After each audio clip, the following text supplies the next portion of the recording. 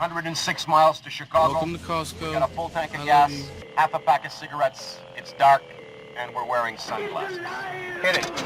Say hello to my little friend. Ever dance with the devil in the bedroom? I'll buy that for $1. I have come here to chew bubblegum and kick ass. Get to the shovel!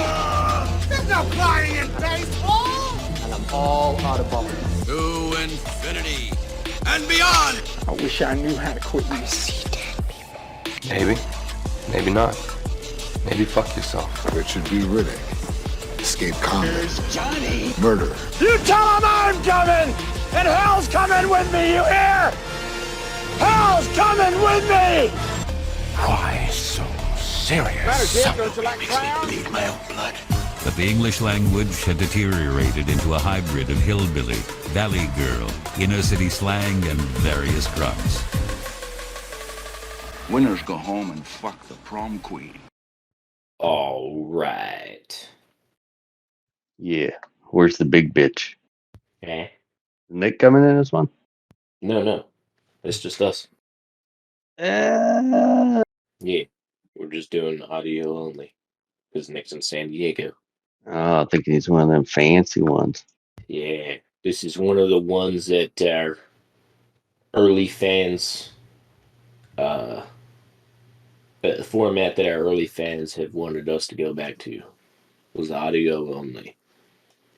All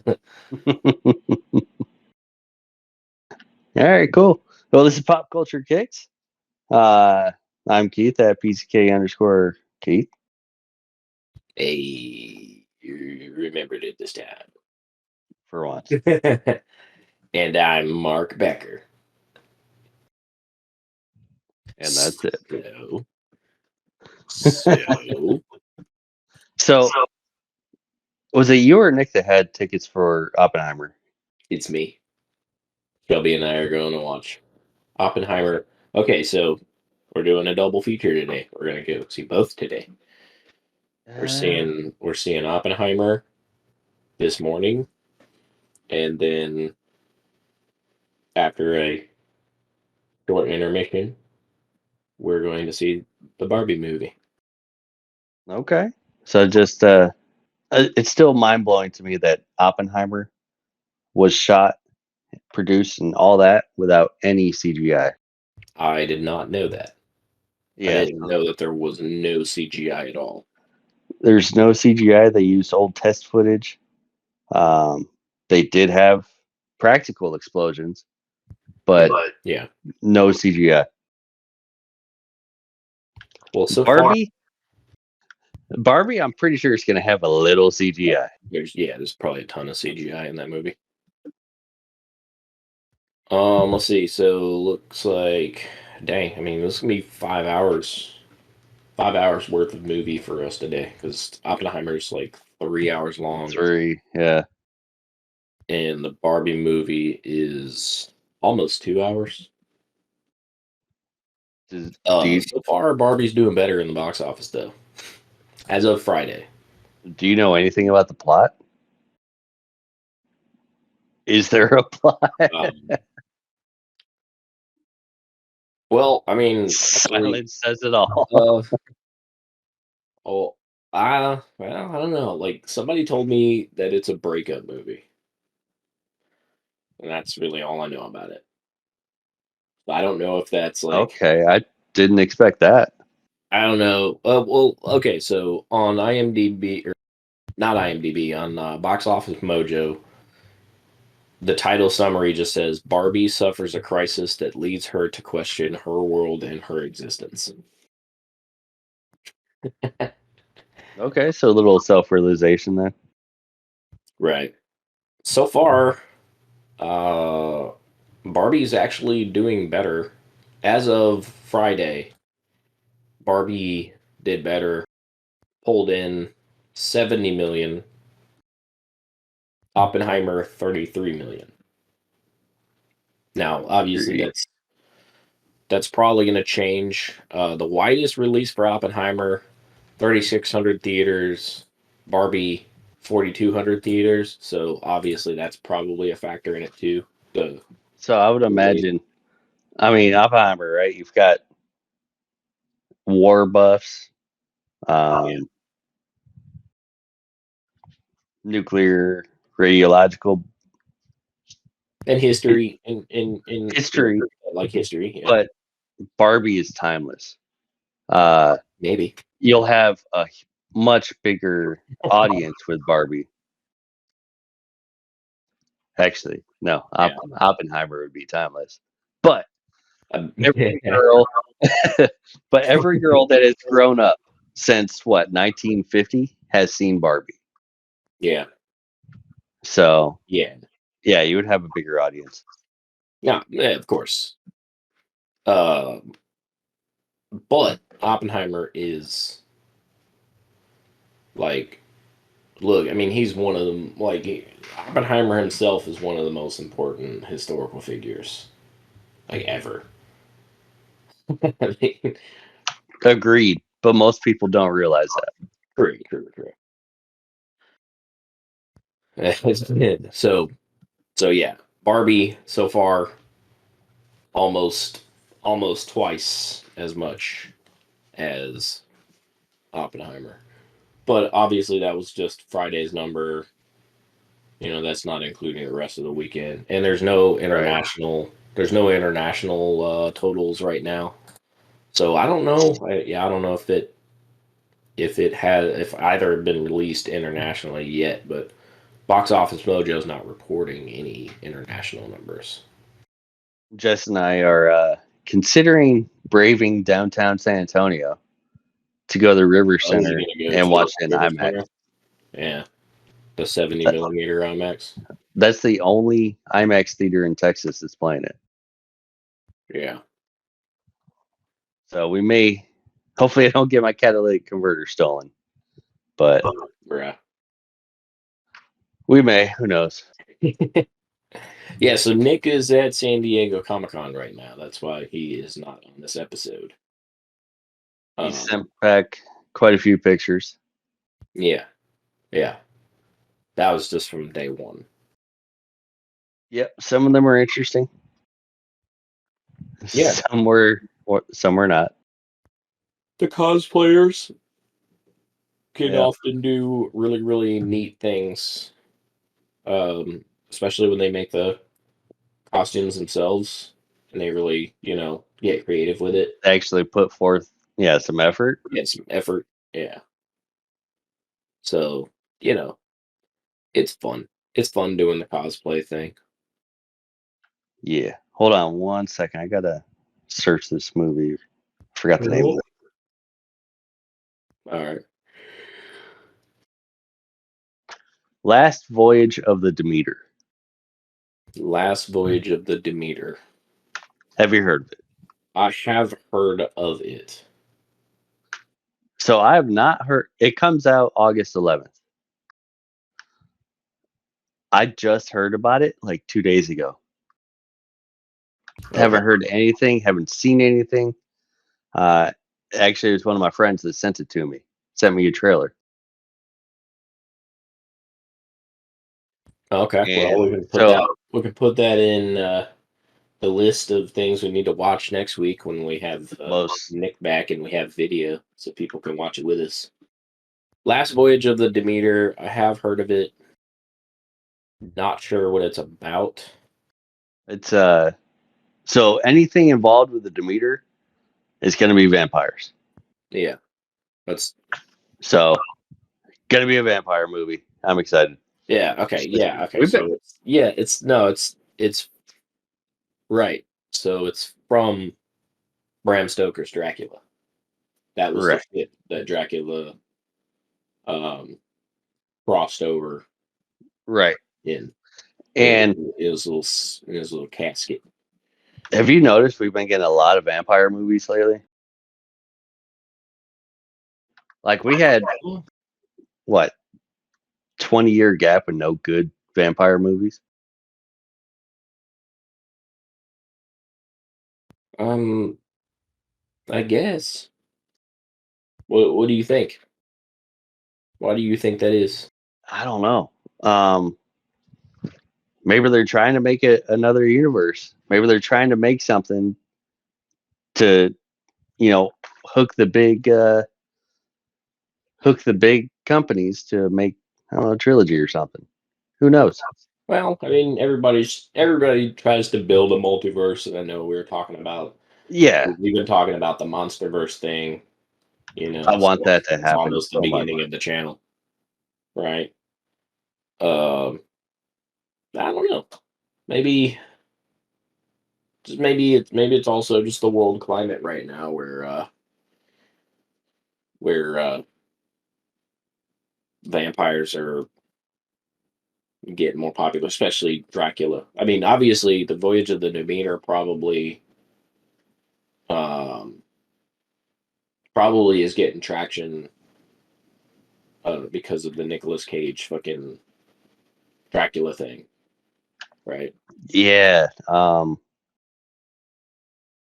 Oh damn, what's the name of that one?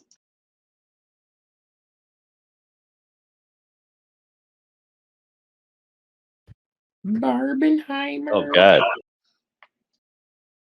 Typed in Nicolas Cage Oh, that's why. It auto-corrected a vampire's kiss. Renfield. That's it. Yeah. Yeah. I heard pretty good things about that one and pretty bad things.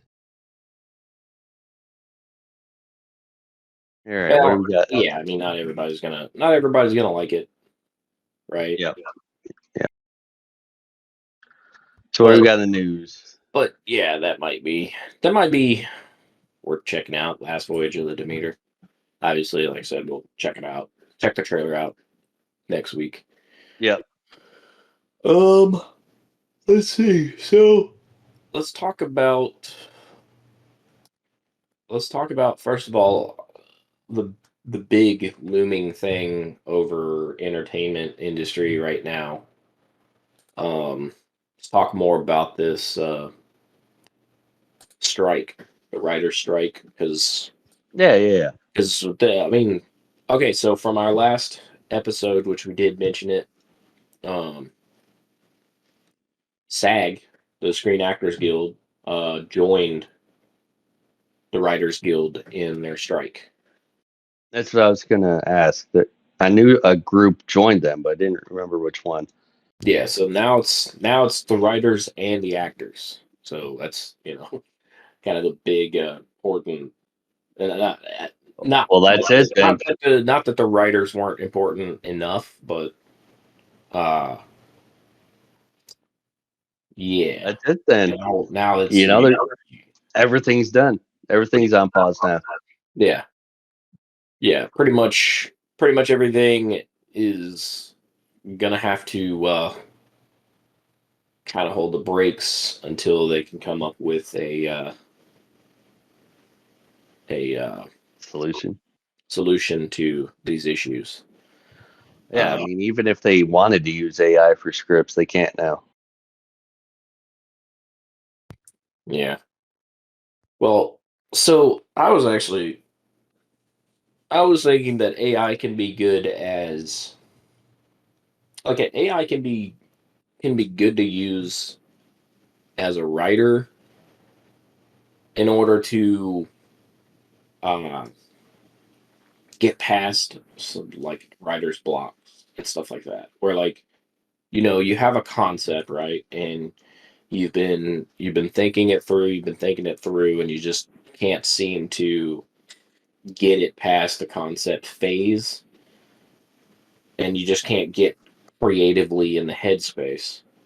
So, you have AI generate not like a whole script, but you take this concept, this core concept, small, one sentence blurb or whatever, and you put it into the chat GPT, and it pops out kind of a more in-depth thing, maybe like part of the script, and then that can give you a little bit of um Just that little nudge you need. yeah, it can give you a little bit of inspiration, right? Inspiration, that's Yeah. what give you inspiration to get it going, right? Like to get those creative juices flowing again, right?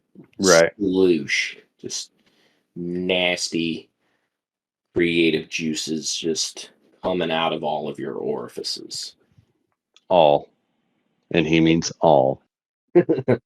But yeah, so that I think would be like that would be a productive thing, to use AI for as far as creatively, Right. even artists, even artists, even like painters that, normally typically do oil on canvas. Maybe they have an idea of, a subject that they want to paint, right?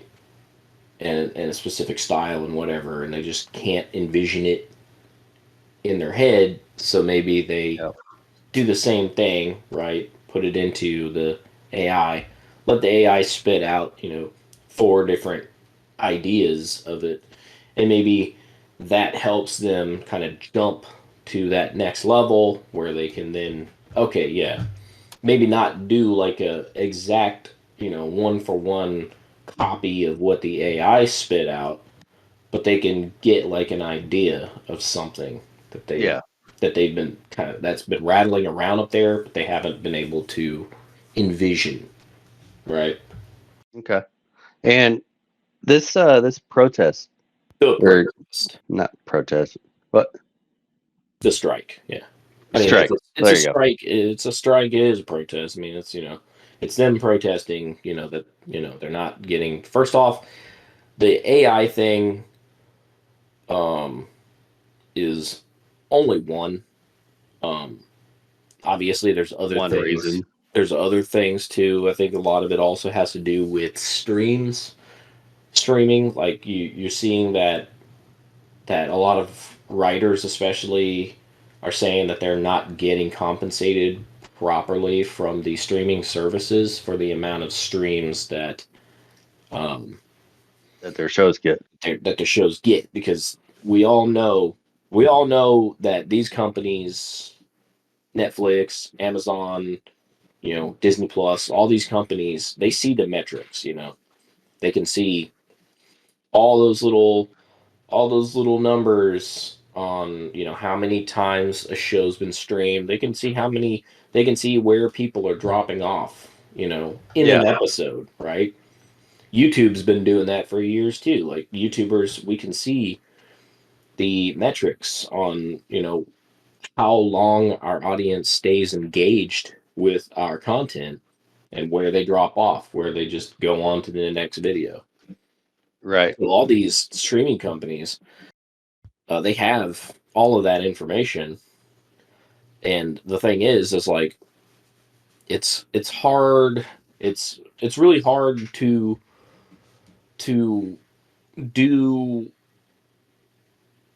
do it in a way that makes sense to, obviously, the bottom line of the actual streaming service themselves, and the creative people that were involved with that when it comes to royalties and stuff. Because I mean, for years, the way that it works on TV is these people get a paycheck whenever, if they're in second run syndication, these people get a paycheck whenever, an episode plays and they were in it. Even if you were, if you were like a guest feature in like Friends or something like that, right? And they play the episode where you were in it. You are supposed to get, a check for that. Right. So I've actually watched a news article, Okay. and they were talking about residuals, Yeah. and there's some not on the screenwriting side, but the actors themselves Yeah. are only getting like $13 Yeah. for shows and stuff like that. Yeah. So they're not getting anything that they thought they would. Well, yeah, and and that's one thing, that they can kind of argue, although, you know, it depends on, like I said, it obviously depends on how many streams, right, of that Right. episode of that thing. $13, who knows? That could be you know, I don't want to say that it's not fair because here's the issue. Here's kind of where I kind of sit too with this is because they're uh they already got paid, right, to be in the episode, right? That's kind of a one-off thing. First The off, initial. right? Yep. They got paid to be there. They got paid for their time to actually show up, you know, and act, right? Right, right, right. So that was, you know, that was what they were there for. Now they want to get greedy and say that they're not getting paid enough money because the episode played or it was streamed X amount of times. Depending on what's in their contract, $13 may be, fair, Right. right? Because the thing is like they're not actively acting They're in not that doing episode. anything Right. anymore They're at not that point. actively acting in that episode every single time that it's being streamed. So that's they're just sitting there and just collecting a paycheck Right. at that point, right? But it all depends on the contract, right? They may think that they're not getting paid enough. They may think that they're getting ripped off by the streaming services, but at the same time, or like you said, it's not what they expected. Right. But their contract may say otherwise. Now, I know that's going to obviously be one of the big things is renegotiating these contracts with these streaming services and stuff. Um, there's also other,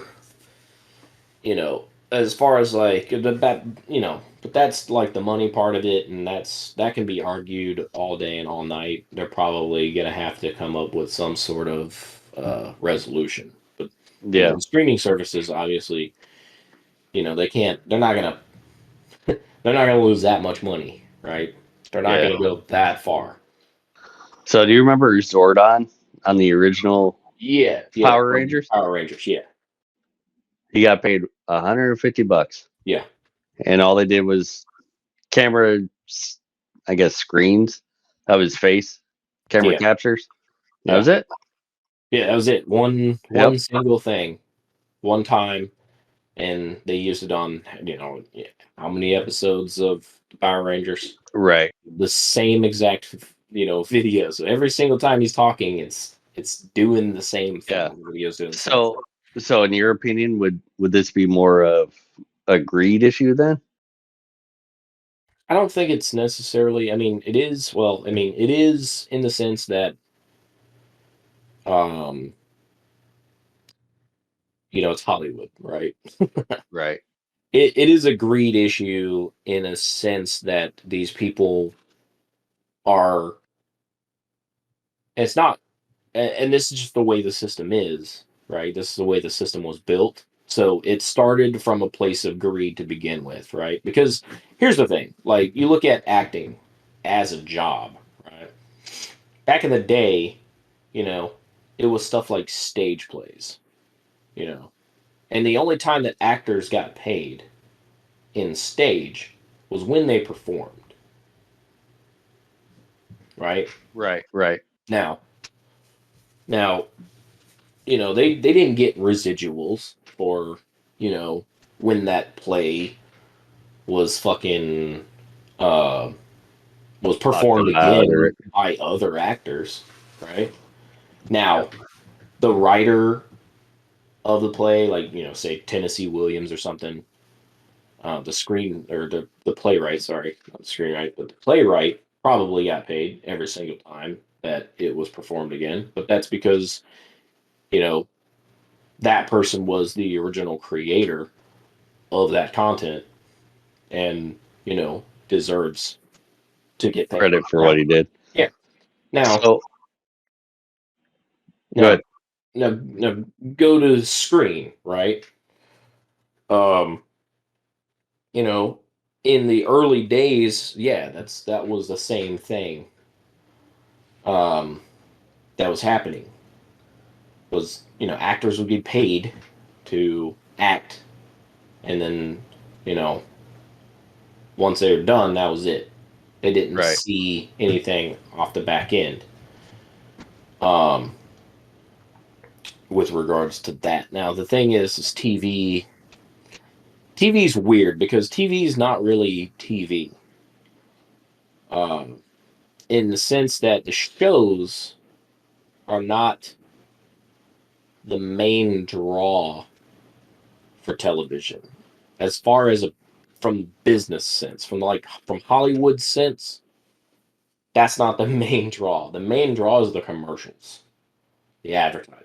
That's all TV shows are. Is just a break between advertisements, right?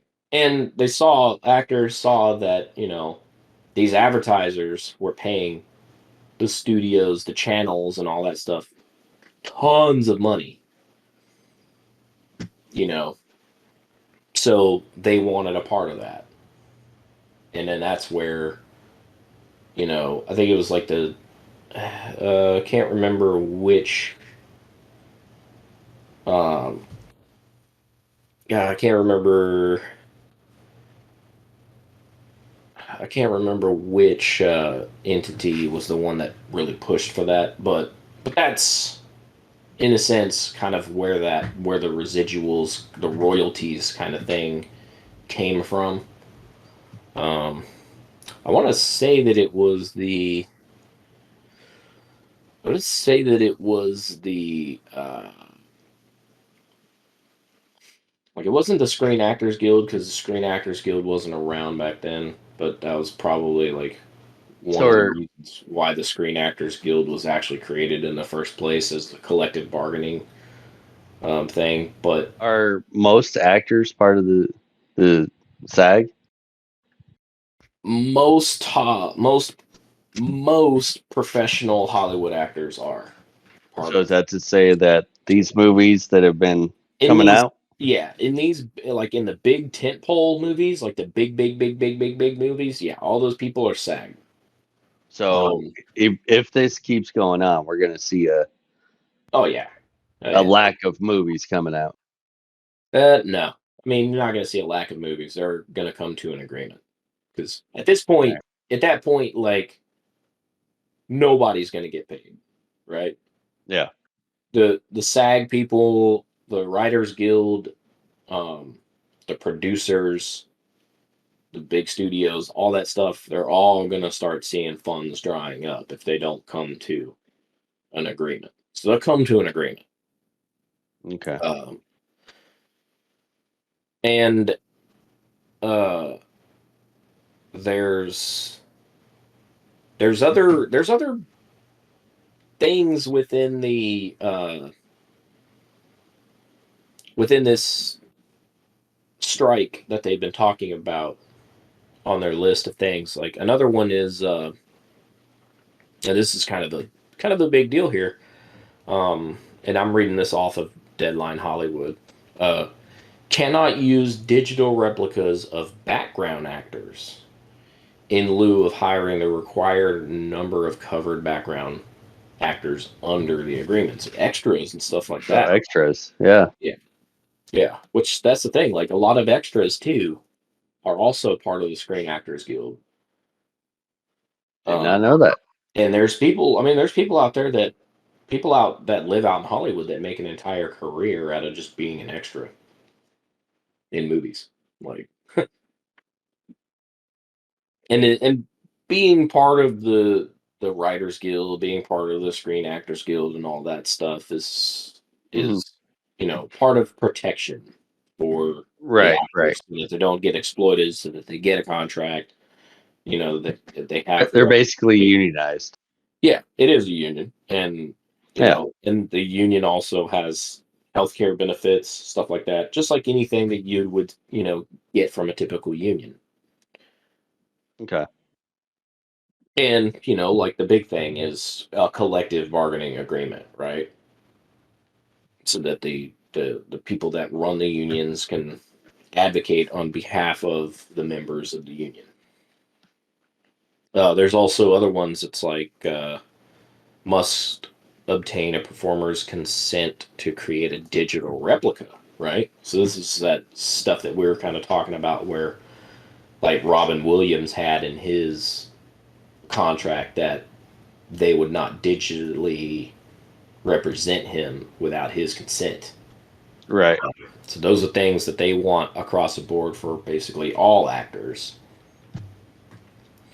And then digitally, let's see, must obtain their consent to digitally alter performance beyond typical alterations, right? So, this is going into that that the territory of like um, changing how the actor or using the actor's one reaction to seeing something, and instead of using this reaction, using a different reaction, right? Right.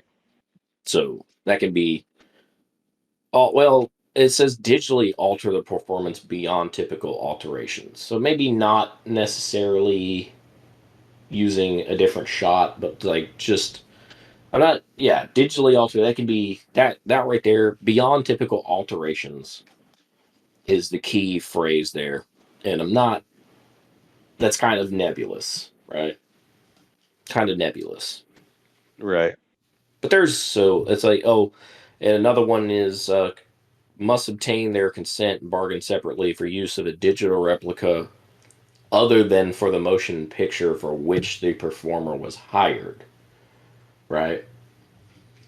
So even if they do use a digital replica in one movie, they have to have that actor's permission to use it Right. in another.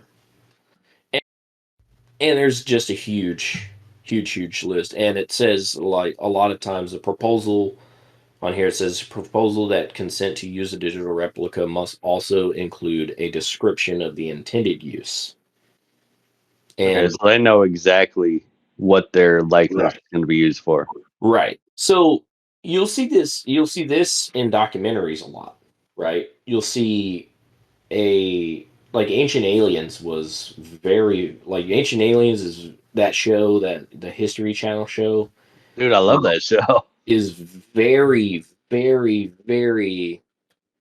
bad at the way that they use these clips of these experts, right? Because a lot of times they'll bring in an actual scientific effort or actual scientific expert in a specific field, that whatever they base that episode on, like an archaeologist or something like that, and they Yeah. will use a they'll use a clip of that person like out of context, right?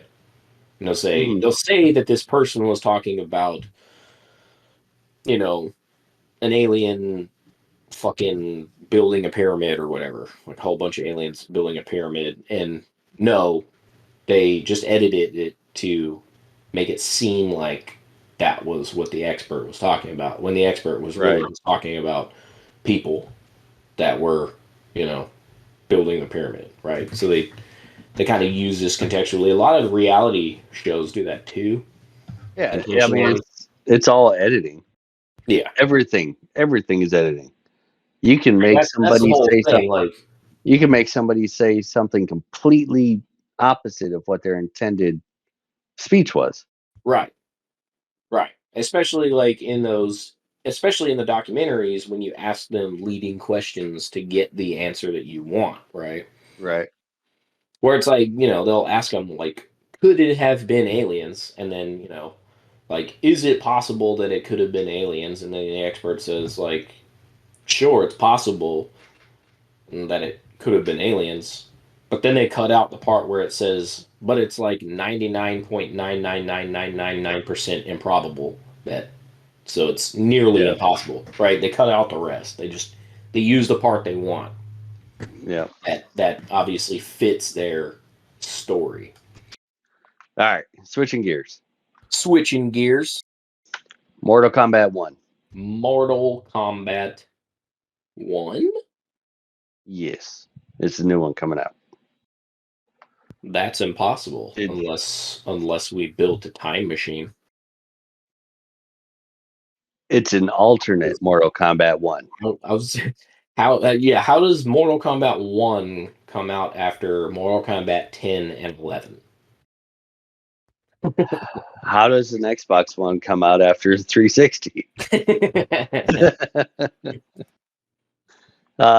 So they have some DLC packs coming out. And in those packs are characters such as Homelander from The Boys, Peacemaker. Right? Have you seen that with John Cena? Yeah, of course. We've talked about Peacemaker. Okay. Omni-Man from Invincible. Yeah. So they got that coming out. I don't know. I lost interest in Mortal Kombat after the second one. Now it's more of a storyline. It's not just straight up maul people to death.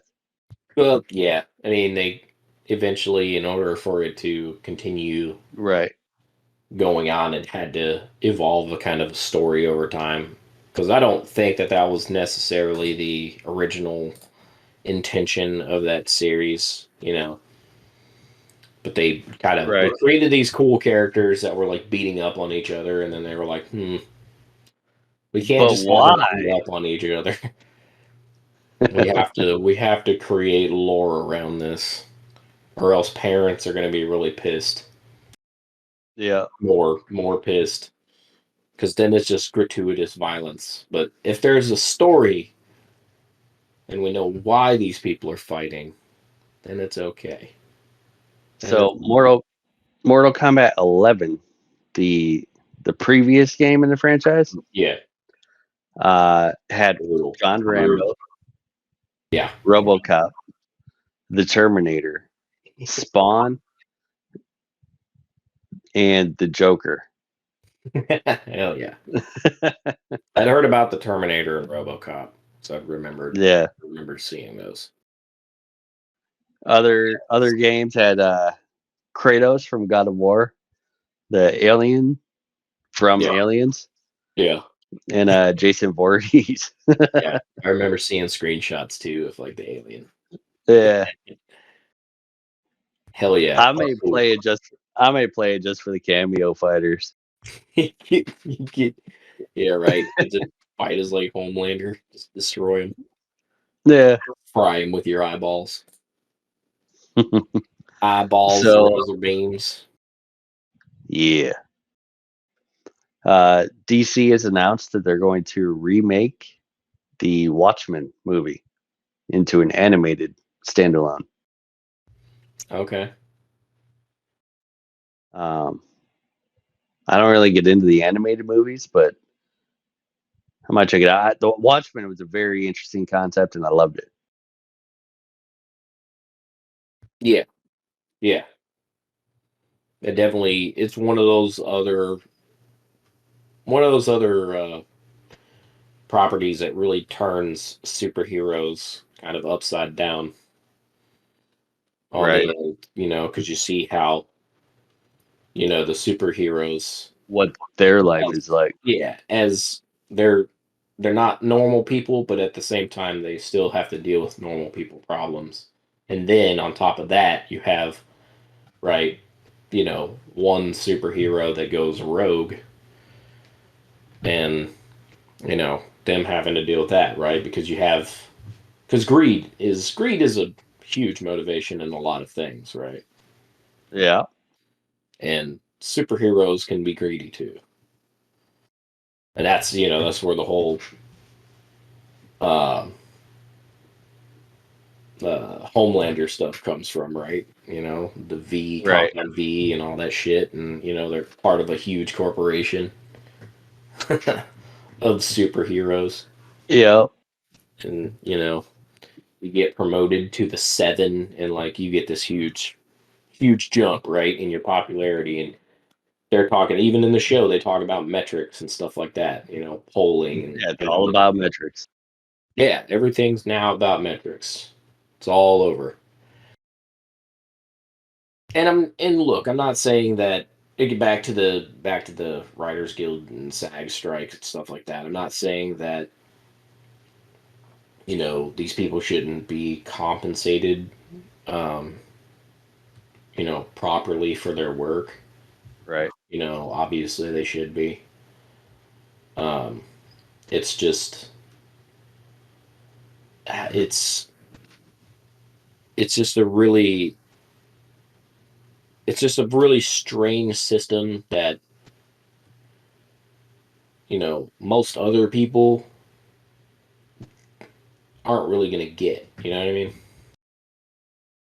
Right. One, it doesn't affect them until it does, and um, two, yeah, if it doesn't involve your day to day life, you don't really have a whole lot of feels for it.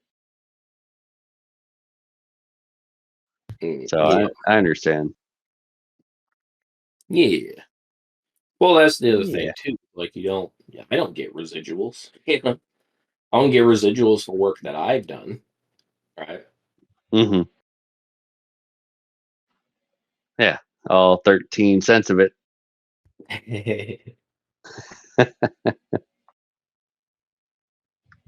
All right. Let's see. What else? What else? You got anything?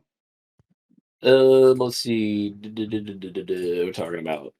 Let's see. Hold on. Meh, meh, meh, meh, meh, meh, meh, meh, meh. Let's see. Well, we talked about the Microsoft Activision acquisition, right? Because that that case has already been concluded, and Microsoft is going to be buying Activision. Yeah. Yeah. Yeah. Finally. I think this is going to be great for Xbox. Um, it would be great for PlayStation too if they quit fucking around. Well, They already said they're not going to be doing exclusives on certain things. sure, sure. Like a big tentpole franchises like Call of Yeah, Duty. because all that does is cut themselves out of money. You know, not to mention they want their system to win. Nintendo is out of the console wars. It's already been declared. But the Xbox and PlayStation, it's going to go on forever. Yeah. Well, so yeah. So it's moving on. Um, However, the FTC, the Federal Trade Commission, can appeal the decision. So if And I believe they are. oh, they are okay. Yeah. So you know, if they appeal the decision, they can walk it back. So it's not Yeah. over quite yet. Then, but it's also very rare that they actually appeal. So if they do appeal this, then it's a fucking pretty rare instance that they do it. Yeah, I don't see it happening at all. Because then that just sets precedent of, well, you're buying this company, and it could be the same situation over and over again. Yeah. Well, let's see. See, there's another one too because they're also talking about the UK. Um, let's see, a appeals court in the UK granted an adjournment and the grounds for why the UK should reconsider its block on the Microsoft buying Activision. So, uh, so the UK is going to reconsider too and see if it'll It's probably smart. go on. Yeah. All right. Well, They blocked it in April over concerns about cloud gaming market competition, but then now they granted an adjournment on the appeal. So for now, they haven't finally made a decision in the UK either, and that was as of 2 days ago. okay. So it's still an ongoing thing, but it looks like it's going to move in Microsoft's favor. Okay. That's As I'm long okay with that. as long as Microsoft makes some concessions. That's the other thing, right? They have to Yeah. come to an agreement. And obviously one of the big agreements for Microsoft will be that they won't make games like Call of Duty exclusive to the Xbox. Right. Which, like Yep. you said, would be dumb anyway, because You alienate half of your population. right. Even more than half. I mean, I know Yeah. Sony's like of those two, Sony sells more worldwide than Xbox does. Right. So, and I don't think Microsoft is that stupid. Hopefully not.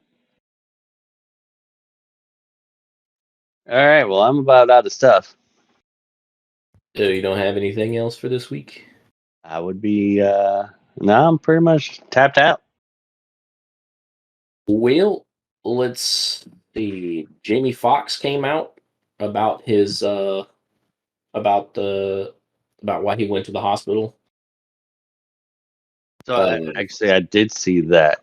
Yeah, so he came out and he didn't say exactly what happened, but he did talk about how severe it was. And he says he's quoted as saying that he went to hell and back. Huh. He said da da da. Actually, I'm surprised at how tight-lipped they kept that. Mm. Well, I mean, everybody should have their privacy, even Right, even you actors. should. Right? But there's always somebody that wants their 15 minutes. Yeah.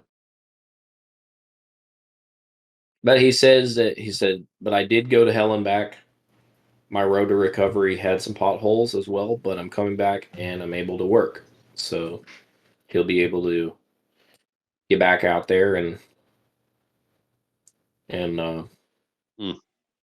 do some more acting. Okay. Well, glad he's back up and at it. Which I think he's in a new movie that I've been seeing trailers for, or that been seeing advertisements for. It's They Clone Tyrone, I think. I do know that he posted on Instagram a picture of him sitting on a F1 car. And Okay. it's Bet MGM on it. So I'm assuming that's got to do with the upcoming movie.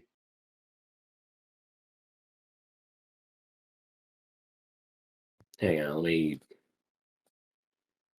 look up IMDb. Hold on. So I saw something. I saw like a trailer for something that I think he was in. Yeah. John Boyega and Jamie Foxx. Yeah, it's called They Clone Tyrone. Okay. From the one that I saw. Let's see. Something to do with the government conspiracy. Jamie Foxx plays a pimp. Already interested. It was directed by, I don't know how to pronounce their first name. Jewel Taylor. Jeuel Taylor. I guess. Yeah, Joel. Let's see. He worked in Creed 2 and Space Jam. So he was a writer for Creed 2 and Space Jam. And he wrote and directed They Cloned Tyrone. Okay.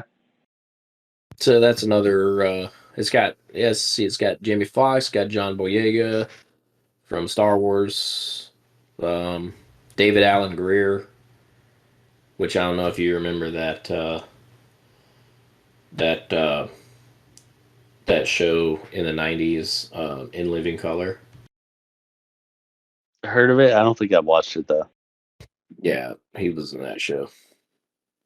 Okay. And then Kiefer Sutherland, Yep. he's in it. So we got some A-listers. Yeah, I mean, you got some very well known people, and just Jamie Foxx, John Boyega, Kiefer Sutherland. Yeah, you got some names. You got some names. We got some names. All right. And yeah, I don't really recognize anybody else on the cast. But yeah, Okay. so that looks like it's going to be a fun movie. Yeah, I think so. Let's see. Did you hear about that Jason Aldean song? No, but I've been seeing memes coming around, so I'm not exactly sure what's going on with that. So what's up? What's up with that? So they're saying it's a racist song. Okay. And he basically talks about What's it called? try that in a small town. Oh, okay. Okay. So that's where those memes are coming from. Try that in a small town. Okay. Right. I don't know. I listened to it. I thought it was a pretty good song. I didn't see any racism in it. Well, okay. So, so that's the thing, right? Because that's from your perspective, Right. right? So you have a different perspective. You have different life experience than other people. So, when the thing is, and here's what the problem is that we have in this country when it comes to these sorts of things is, you know, somebody in a certain group will listen to it and they'll experience it in a certain way. And then somebody else in another group will listen to it and they'll experience it in a completely different way because of their life experiences. Right. Yeah. And that's that the problem is like a lot of people who are racist, who are bigoted, they don't recognize that some of the things that they find normal in normal everyday life and normal everyday speech is racist and bigoted. Right. Right? So it's one of those things where it's like it doesn't matter if from your perspective you don't see it as being racist or bigoted. What matters is how Yeah, no, I understand people how perspective works. Yeah, I got that. I don't know. I've gone on YouTube and I've seen videos of others, like the YouTube shorts, and they're watching it and they're like waiting for the racism, and it's someone that's not my persuasion Yeah. waiting. So there are, once again, you're right. It depends on how they're raised and stuff like that. But so that's Well, see, because here, like, because you have to look at it from you have to try to empathize with somebody, and you have to look at it from a perspective, right? So it says, see right here that, and here's the thing. This is where it comes from because there's a lot of implications in these types of things, right? Because I'm just reading like on NPR right now. Like, we'll try the lyrics go, well, try that in a small town, see how far you make it down the road. Around here, we take care of our own. You cross that line, it won't take long for you to find out. I recommend you don't. Right? And here's the thing: the issue where a lot of people are seeing it is first off, there are threats to outsiders in this song, right? He's making open threat to somebody right. that if they if they do what they did, or if they, do what they're gonna do, he's gonna fuck them up. Right. Yeah. And so the thing about it is really it's not necessarily the song itself, but I think the video is really the thing that's Right. getting more heat because it shows clips of It's news footage of protests and stuff like right. that. Some of So, which aren't even American. right, right. But it's making an implication, right? He's Right. making an implication about the people that are doing these things and what he's going to do to them, right? You riot in my city, I'm going to call the police and the police are going to fuck you up, right? Yeah. Like, well, Basically. Yeah. that's pretty fucking racist, right? Because it's one of those things like first of all, I mean, and everybody can debate about fucking police and all this stuff, but the Department of Justice did come out and said directly about the Minneapolis PD that they were systemically wrong. There was so much systemic corruption in that city's police department that needs to change. Right. Like the DOJ came out and said that the fucking George Floyd thing was not an isolated incident in Minneapolis PD.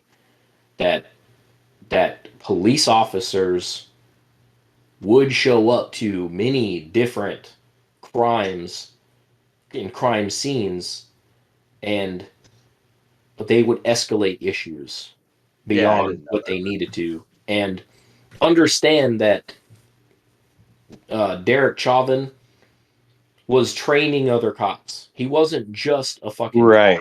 Right. He trained other police officers. So he was training other cops to kneel on people's necks and to do these things that, at that to do these things that other police departments would first of all would not allow. They would prohibit Right. officers to do, right? He was training other officers to do that, right? So to use these sorts of tactics of control on people. Yeah, you can't be an FTO and Right. teach new officers, rookies, Yeah. your You're basically your skewed teaching them how to perception. be a bad cop, how to escalate situations beyond what they needed to be, right? Right. Your whole job is to de-escalate. Yeah. I mean, look, this dude showed up to the fucking scene of a guy who was just trying to pass off a fake $20 bill. That's what it Yeah. was. It was a counterfeiting thing. It's not even a violent crime.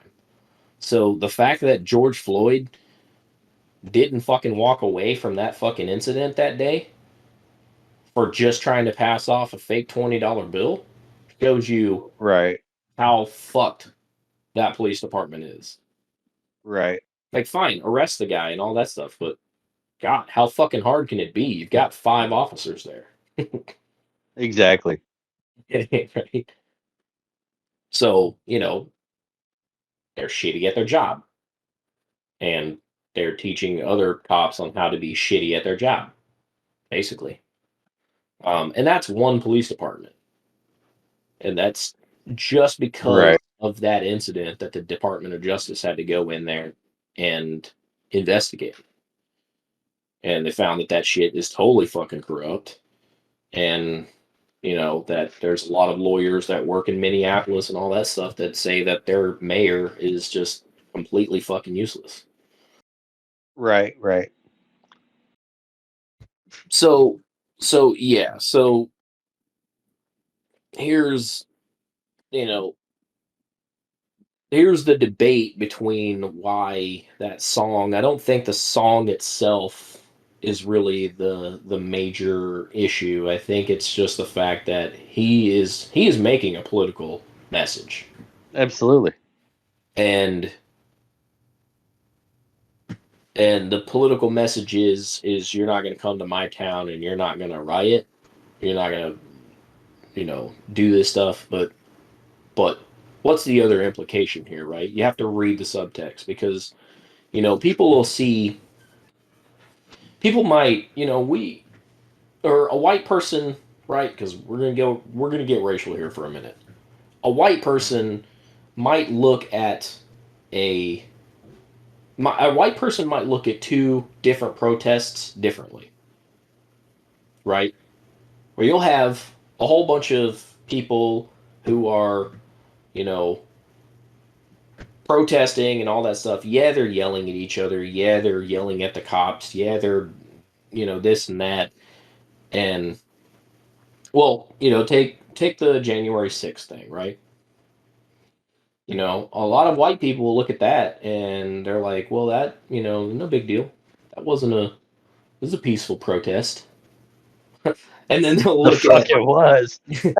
and then they'll look at, or even maybe they will agree that it wasn't a peaceful protest, but they'll still defend it Right. because first of all, it's them trying to protect an ideology that they believe in, right? So they'll defend the January 6th thing all fucking day. But then, they'll view riots in Minneapolis because of George Floyd's fucking death, and they'll say that that's fucking wrong. Right. When a lot of the same things happened during those two different riots, right? They first off, they all started as protests, right? That's where they began.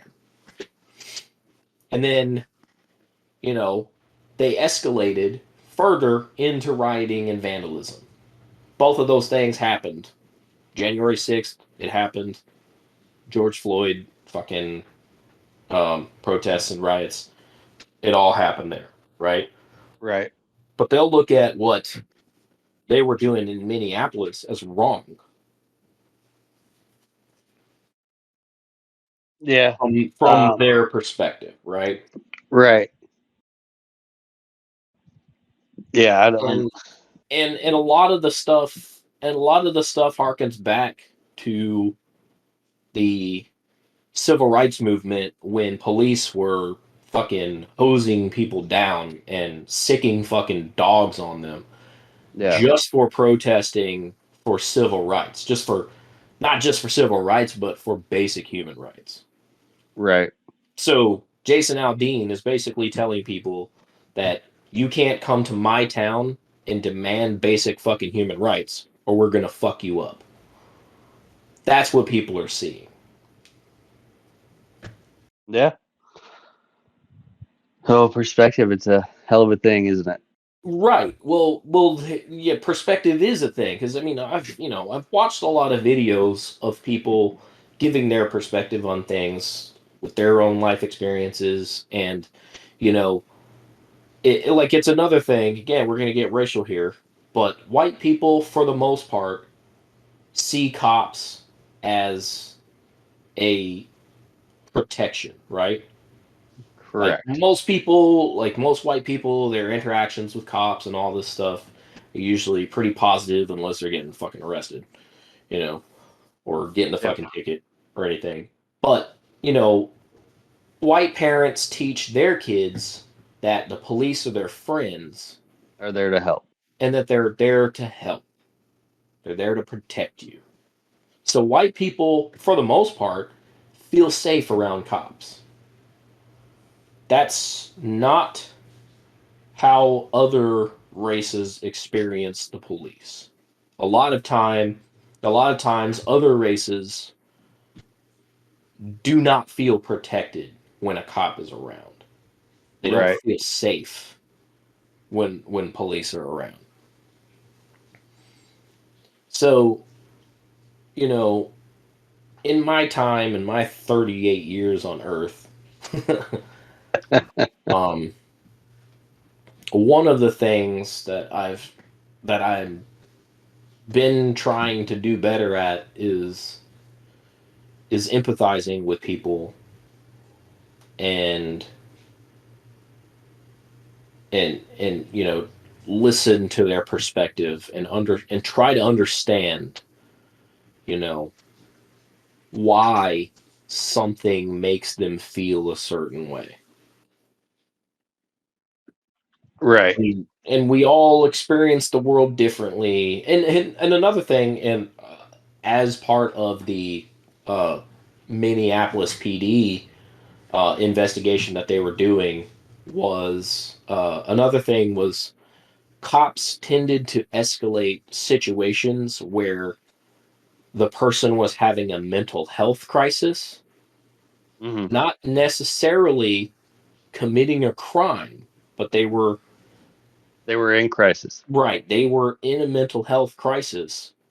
And, apparently, if you were a person in Minneapolis, especially a person of color in Minneapolis, and you were having a mental health crisis, you were more likely to get killed by the fucking cop than actually help.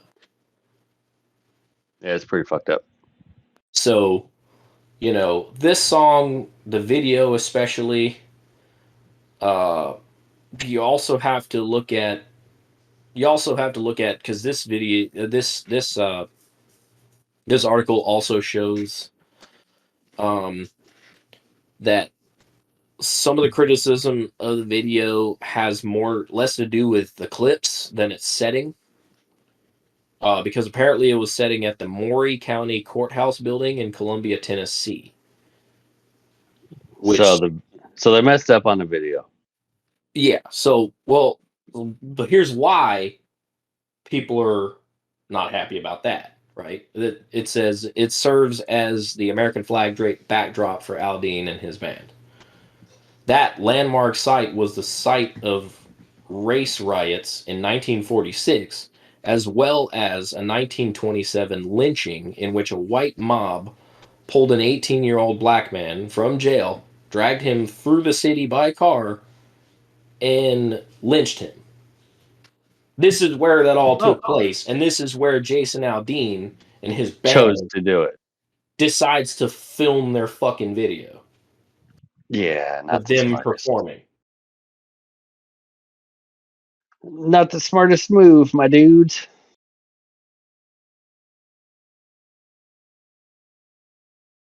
So, it's kind of it's kind of one of those things where it's like, yeah, most people might see his video and they might not necessarily, see anything wrong with it, right? We can all have the sentiment. We can all empathize with the fact that, I don't want somebody to come, or a group of people to come to my city and burn it the fuck down, right? Right. I don't want people going through and throwing fucking Molotov cocktails into business fucking fronts and stuff like that in my city, right? But There it is. there it is. But It is a butt. all of that can be avoided when people show a little bit of empathy and they listen to each other, Yeah. right? Because it doesn't have to escalate to that. It doesn't have to escalate to a riot and vandalism. As long as these people are able to exercise their freedom of speech. Yep. I agree. Now, look, that's his freedom of speech, right? He has the right to, write his fucking songs. He has the right to film his fucking videos wherever he wants. And, you know, as long as he has the owner's fucking permission of other videos of rioting and protests and whatnot, and he can put that in his music videos, right? He has that right. But at the same time, he can't bitch about people criticizing his video either, and criticizing the message that he's trying to fucking send in the song and in this video. And I think it has more to do with the video than it does do with the song itself. He obviously has a very right wing leaning. Oh, yeah. He's And been most described as a ultra nationalist. and most country music singers are. Right. Pretty religious, pretty right wing. With the exception of like guys like fucking Garth Brooks who are kind of more moderate politically. But even then, like when Garth Brooks came out and said that there will be no transphobia and homophobia in his new bar that he just opened up, people were Yeah. like, "You're leftist scum." Or Yeah. maybe instead of him being leftist scum, maybe he just wants to respect the patrons that come into his establishment and he wants them to feel safe there. Weird fucking concept. Weird. Weird. So yeah, I mean, first off, this is great fucking press for Jason Aldean, because people are gonna go watch the fucking video, and No such he's thing gonna as get bad press, right? yeah.